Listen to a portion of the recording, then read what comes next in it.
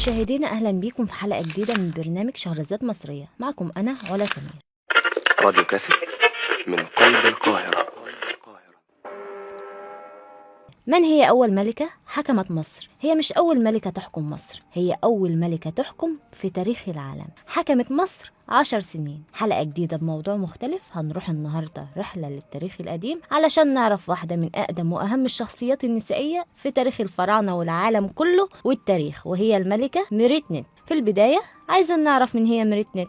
ميريت نت كانت من أكتر الشخصيات البارزة في الأسرة الأولى، ويعتبر هي من أول الملكات اللي تحملت مسؤوليات كبيرة، وهي أول ملكة حكمت مصر أو كانت وصية على العرش. ميريت نت يعني محبوبة نت. نت هو إله الحرب والصيد في الديانة المصرية القديمة. ميريت كانت زوجة الملك ديجيت، وأنجبت منه الملك ضن اللي أصبح ملك بعد وفاة والده. بدأت مسيرة ميريت نت الملكية والحاكمة بعد وفاة زوجها ديجيت، لأن ابنها كان لسه صغير، وده خلاها هي اللي تبقى وصية على العرش والحكم الفترة. الناس اتقسموا في رأيهم على ميريت.